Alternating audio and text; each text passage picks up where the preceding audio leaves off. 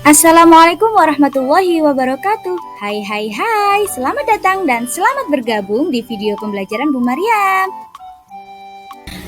Apa kabar anak-anak yang soleh dan solihah? Bu Guru harap kalian dalam keadaan sehat dan tetap semangat belajar. Hari ini kita akan belajar tentang tema 5, wirausaha, subtema 3, ayo belajar berwirausaha, pembelajaran yang ketiga.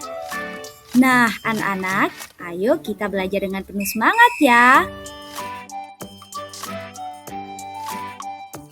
Anak-anak, apakah kamu pernah berkunjung ke tempat wisata yang menjual mainan? Apakah kamu pernah membeli mainan yang menggunakan magnet? Tahukah kamu bahwa kita juga bisa membuat magnet? Nah, di pembelajaran sebelumnya, kita sudah mempelajari tentang sifat-sifat magnet. Yang pertama, sifat magnet memiliki gaya tarik. Yang kedua, magnet memiliki dua kutub, yaitu kutub utara dan kutub selatan. Yang ketiga, kutub senama pasti tolak-menolak. Yang keempat, kutub tidak senama tarik-menarik. Yang kelima, magnet memiliki gaya yang menembus benda tertentu. Nah, sekarang kamu harus mengetahui bahan membuat magnet. Logam yang digunakan untuk membuat magnet yaitu berbahan baja. Baja lebih sulit dibuat magnet, namun sifat kemagnetannya lebih tahan lama. Sedangkan pada besi lebih mudah dibuat magnet, namun cepat pula hilang sifat kemagnetannya. Nah, anak-anak, selanjutnya yuk kita belajar tentang cara membuat magnet. Cara membuat magnet ada 3, yaitu dengan gosokan, induksi, maupun mengaliri arus listrik atau yang disebut dengan elektromagnetik. Bu Guru akan jelaskan satu persatu ya. Cara membuat magnet dengan gosokan adalah proses pembuatan magnet dengan cara menggosokkan magnet kuat pada bahan ferromagnetik, misalnya baja dan besi. Langkah pembuatannya yang pertama yaitu menggosokkan magnet pada benda magnetis, misalnya besi. Yang kedua, gosokan dilakukan dengan cara searah dan menggunakan kutub yang sama pada magnet. Yang ketiga, semakin lama waktu penggosokan, semakin kuat sifat kemagnetan pada besi.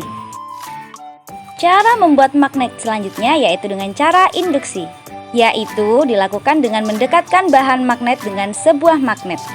Langkah pembuatannya yaitu yang pertama, siapkan batang magnet permanen dan bahan ferromagnetik, misalnya besi yang akan dibuat menjadi magnet.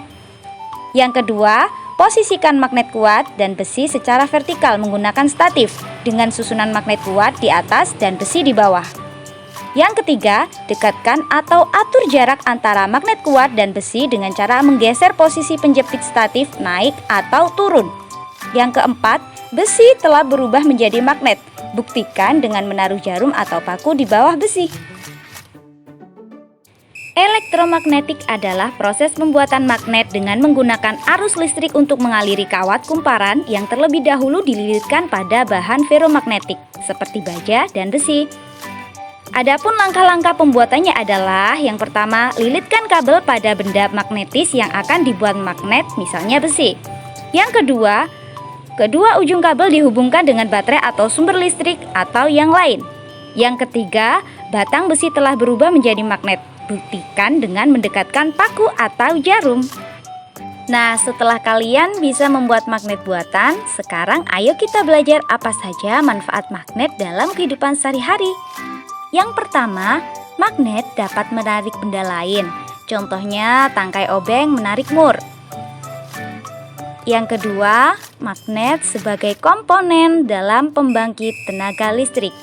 Contoh dalam skala kecil, magnet yang ada di dinamo sepeda bermanfaat memancarkan lampu sepeda. Yang ketiga, magnet sebagai penunjuk arah.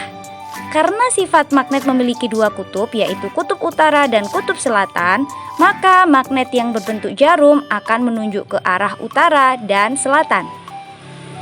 Yang keempat, magnet sebagai pengubah getaran menjadi suara. Contohnya pada alat-alat pengeras seperti speaker, televisi, headset, dan lain-lain.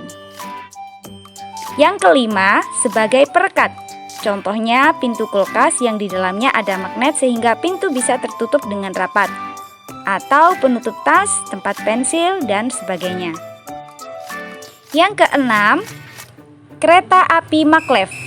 Nah, penemuan modern yang sempat heboh ini, di mana kereta api bergerak di atas rel magnet dengan menggunakan gaya kutub magnet yang sama mengakibatkan tolak-menolak, sehingga kereta dapat berlaju dengan kencang. Selain itu, banyak sekali mainan anak-anak yang memanfaatkan magnet, yang tentunya kalian sering jumpai ya. Nah anak-anak, berbicara tentang mainan, tahukah kamu bahwa toko mainan yang ada di sekitar rumahmu punya banyak sekali pelanggan? Toko tersebut sering mengirim pesanan ke berbagai wilayah dengan menggunakan jasa kurir. Sebelum mengirim barang, toko tersebut harus mengisi formulir pengisian barang.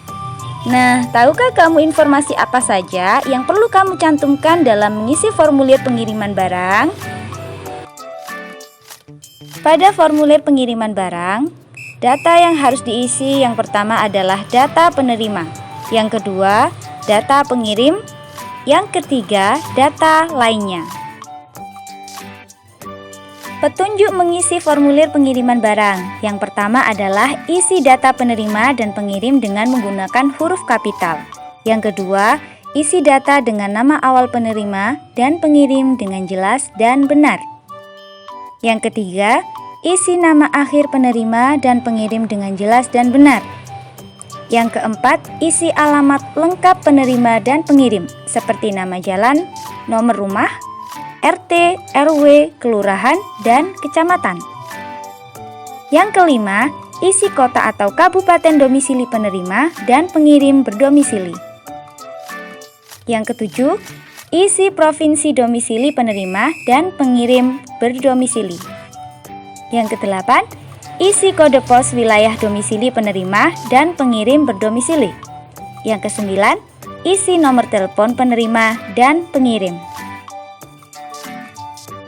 Untuk data lainnya, tulis tempat dan tanggal pengirim pada kolom bagian kiri bawah. Yang kedua, tulis tanda tangan dan nama jelas pada kolom bagian kiri bawah. Yang ketiga, kolom yang berada di bagian kanan bawah untuk tanda tangan petugas. Demikian tadi anak-anak pembahasan tentang tema 5, subtema 3, pembelajaran 3. Semoga bermanfaat bagi kalian semua. Sampai bertemu lagi di video pembelajaran selanjutnya ya. Sampai jumpa. Assalamualaikum warahmatullahi wabarakatuh. Bye.